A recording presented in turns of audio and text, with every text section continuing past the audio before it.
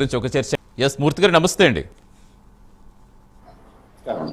నమస్తే మూర్తి గారు, మీకేమనిపిస్తుంది కాళేశ్వరం వేదికగా ఏం జరుగుతుంది అనుకుంటారు? అసలు రాష్ట్రంలో రాజకీయ పరిణామాలు చాలా విచిత్రంగా మారిపోతున్నాయి.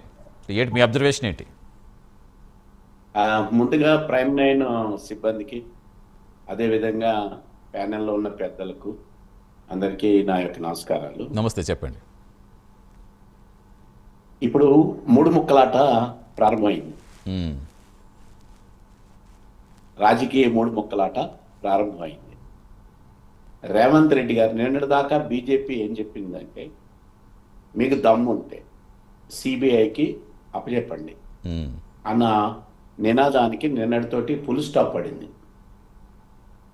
అట్లాగే సిబిఐ ఒక పంజరంలో చిలక అనే ఒక సుప్రీంకోర్టు కామెంటు, ఆ పంజరం నుంచి చిలక బయట వచ్చి తన రెక్కలు విప్పుకొని ఈ అవినీతిని లేదా ఇక్కడ జరిగిన అవకతవకల్ని వెలికి తీయగలుగుతుందా అనే ఒక కార్డు ముందుకు వచ్చింది.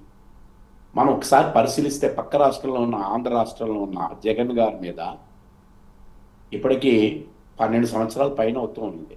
ఛార్జ్ షీట్ ఫ్రేమ్ అయిపోయింది, ట్రయల్కి రావాలి. ఎందుకు ట్రయల్ రావట్లేదు? సిబిఐని ఎవరు అక్కడ అడ్డుకుంటున్నారు అనే ఆ లోపాయికారి ఒప్పందం ఢిల్లీలోనూ ఆంధ్ర రాష్ట్ర జగన్ మధ్యన ఉంది అని చెప్పి మొన్నటిదాకా ప్రచారం చేసిన కూటమిలోనే ఉన్నారు ఆ శక్తులు కూడా. అదేవిధంగా జగన్ గారు బాబాయ్ని హత్య జరిగిన దాన్ని కూడా సిబిఐకి అప్పచెప్పారు. గత 5 ఏళ్లలో సిబిఐని ముందుకెళ్లకుండా ఆపింది, సిబిఐ మీద కేసు పెట్టింది అక్కడ ఉన్న ప్రభుత్వం. కానీ ఇప్పుడు అక్కడ ఎన్డీఏ ప్రభుత్వం వచ్చినా కూడా కేసు ఎందుకని ముందుకు వెళ్ళట్లేదు? వీటన్నిటినీ సమాధానాలు చూస్తే గతంలో కాంగ్రెస్ ప్రతినిధులు డిబేట్లలో మాట్లాడుతూ సిబిఐ మీద ఇదే ఆరోపణలు చెప్తూ వచ్చారు. అయితే ఇప్పుడు నాటకీయంగా ఇప్పుడు బీఆర్ఎస్ బీజేపీ ఒకటే అనే ఒక నరేషన్ ఏదైతే ఉందో దాని నుంచి బయటపడడానికి ఇప్పుడు బాగా ఇరకాటంలో పడింది బీఆర్ఎస్ అనే నా యొక్క అబ్జర్వేషన్.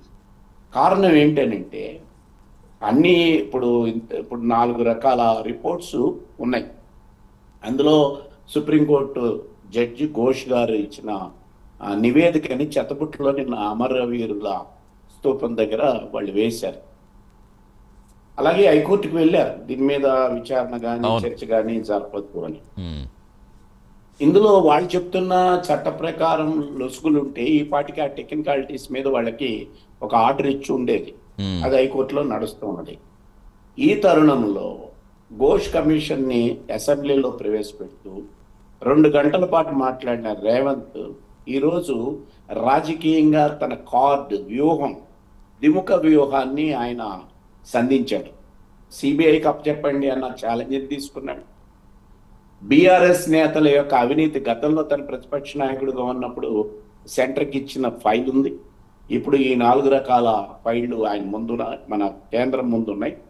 ఇప్పుడు తర్వాయి ఏంటంటే ఇంతగా మిత్రుడు మాట్లాడుతూ మన బీజేపీ మిత్రులు మాట్లాడుతూ చెప్పింది ఏంటంటే, రాష్ట్ర ప్రభుత్వం అయినా కేంద్ర ప్రభుత్వం అయినా ఈ పాటికే వాళ్ళ మీద ఒక చర్య తీసుకునే అవకాశాలు ఉన్నాయి అని అన్న ఆ స్టేట్మెంట్లో ఆ రేవంత్ రెడ్డి గారు భయపడుతున్నారు గత ముఖ్యమంత్రిని లేదా హరీష్ రావుని జైల్లో వేయడానికి అనే అపవాదం ఏదైతే ఉందో ఆ అపవాదం నుంచి ఇప్పుడు బీజేపీ తాను ప్రూవ్ చేసుకోవాల్సిన సిబిఐ ఎంక్వైరీ, మరి వాళ్ళని ఇప్పుడు కేంద్రం కూడా చర్య తీసుకోవచ్చని ఈ డిబేట్లోనే ఆయన చెప్పున్నారు కాబట్టి అమర్ గారు అలా తీసుకుంటుందా లేదా అన్నది ఈరోజు ప్రజల ముందు వచ్చిన ఒక మీమాంస. ఈ మీమాంసను తేల్చాల్సింది నిజాయితీగా త్వరితగతిని ఆల్రెడీ 4 రిపోర్ట్లు కేంద్ర ప్రభుత్వం ముందు సిబిఐ ముందు ఉంది కాబట్టి ఎఫ్ఐఆర్ ఫైల్ చేసి కేసును ముందుకు తీసుకెళ్ళి ఛార్జ్ షీట్ ని త్వరితగతిని చేయగలిగితే కనుక బీజేపీ అడ్వాన్స్ లో ఉంటుంది. లేదు పక్క రాష్ట్రం లాగా లేదా గత అనేక కేసుల్ని సాచివేతంగా సంవత్సరాల తరబడి దశాబ్దాల తరబడి నడుపుతున్న ఈ కార్యక్రమాలు కనుక తిరిగి అలాగే చేస్తే కాంగ్రెస్ కి ఏదైతే బీఆర్ఎస్ అండ్ బీజేపీ కలిసి ఉందనే ఒక నెరేషన్ ప్రజల్లో ఉందో అది ద్రోపడుతుంది. కవిత గారి యొక్క ఆర్గ్యుమెంట్స్ కూడా దాన్ని ఇప్పుడు ముందుకు తీసుకొస్తా ఉన్నది. కాబట్టి వీటన్నిటిని ఒకసారి కనుక పరిశీలిస్తే బంతి ఇప్పుడు కేంద్ర ప్రభుత్వం ముందుకి, సిబిఐ ముందుకి వెళ్ళింది. దాని నుంచి బయటపడాల్సిన వ్యూహాన్ని బీజేపీ రచించుకోవాలా, బీఆర్ఎస్ బీజేపీ మేమిద్దరం ఒకటి కాదు అని నిరూపించుకోవాల్సిన పరిస్థితి బీఆర్ఎస్ మీద ఉన్నది. అందుకని రాజకీయంగా బీఆర్ఎస్ అడకత్తెరలో ఉంది అంటే ఇప్పుడు మరి కవిత గారు ఇందాక మాట్లాడుతూ ఒక్క నిమిషం మూర్తి గారు, కవిత గారు మాట్లాడుతూ కేవలం హరీష్ రావు, సంతోష్ వెనకాల రేవంత్ రెడ్డి ఉండి నడిపించాడని చెప్పారు. ఇప్పుడు మళ్ళీ మనం ఎలా అర్థం చేసుకోవాలి? ఇక్కడ కాంగ్రెస్ వాళ్ళు కలిసారని చెప్పుకోవాలా? ఏంటి ఆవిడ వ్యాఖ్యలు మనం ఎలా చూడాలి? అంటే తన ఇంటర్నల్ గా ఉన్న, ఇప్పుడు కాదుగా ఆవిడ, గతంలో మన నాన్న దేవుళ్ళు అంటే ఆయన దెయ్యాలు ఉన్నాయి అని చెప్పి అప్పుడు దెయ్యాల వరకు వదిలేరు, ఇప్పుడు పేర్లతో సహా బయట పెట్టారు. అట్ ద సేమ్ టైం ఈ అవినీతి వెనకాల రేవంత్ రెడ్డి కూడా ఉన్నారు అని చెప్పుకుంటూ వచ్చారుగా. చెప్పుకుంటూ వచ్చారు. అంటే తను కూడా అక్కడ దిముక అవ్యూహాన్ని వ్యవహరిస్తా ఉన్నది. నాన్నకు దగ్గర అవ్వాలి, ఈ సంతోష్ హరీష్ రావు గారిని దూరం పెట్టి తను వెళ్ళగలగాలి. పక్కనే తన అన్నగారితో కూడా పోటీ ఉంది కదా, కేటీఆర్ గారితో. ఆయనకే ఇంపార్టెన్స్ ఇచ్చారు. అక్కడ జనగాం దగ్గర జరిగిన మీటింగ్ లో నాకేమి ఇంపార్టెన్స్ ఇవ్వలేదనేది కూడా ఆరోపిస్తూ ఉంది. అవును, అంటే తన ఇంటర్నల్ గా ఉన్న ఆ డిస్ప్యూట్ ని ఈ వచ్చిన అవకాశాన్ని, అంటే ముఖ్యంగా బీజేపీ మీద ఆమెకి చాలా వ్యతిరేకత ఉంది. లిక్కర్ కేసులో ఇరికించారన్నది మీరు తనే చెప్పింది కదా, నాతో ఒక అంగీకారానికి వచ్చి కలిపేస్తే కనుక నేను ఈ కేసు నుంచి బయటేస్తామని చెప్పారు బీజేపీ. దానికి నేను అంగీకరించలేదని ఆవిడ చెప్పింది కదా. ఆవిడ కూడా దిముఖం దీంట్లో వెళ్తున్నది. తనకి ఏర్పడ్డ లిక్కర్ మచ్చ నుంచి బయటపడి రాజకీయంగా ముందుకు రావడానికి ఈ అవకాశాన్ని చూస్తుంది తప్ప కాంగ్రెస్ వైపు ఆవిడ వెళ్ళదు అని చెప్పేసి నేను భావిస్తూ ఉన్నాను. సో ఇప్పుడు ఏంటంటే బీఆర్ఎస్ మీద ముప్పేట దాడి జరుగుతుంది. ఓ పక్కనే ఇందాక మిత్రులు, బీజేపీ మిత్రులు మాట్లాడుతున్నట్టుగా అవినీతి, ఎవరబ్బ సొమ్ము కాదు ఇది మనం కట్టిన పన్నులు, మన తెలంగాణ అభివృద్ధి కోసం ఉంచాల్సిన దీన్ని కాళేశ్వరంలో అనవసరంగా ఖర్చు పెట్టినారు అని, గతంలో ప్రధానమంత్రి గారు ఏటీఎం గా వాడుకుంటున్నారని చెప్పిన వ్యాఖ్యానాలు, ఆ రాజకీయ వ్యాఖ్యానాలన్నీ కూడా ఈరోజు సిబిఐ పరిష్కరించాల్సిన అవసరం ఉంది. ఒక రకంగా చెప్పాలంటే ఈ పాటికే ఈడీ ఎంటర్ అయి ఉండాల్సింది. ఈడీకి ఏమి ఆంక్షలు లేవు, కానీ ఈడీ ఎందుకు ఎంటర్ కాలేదు?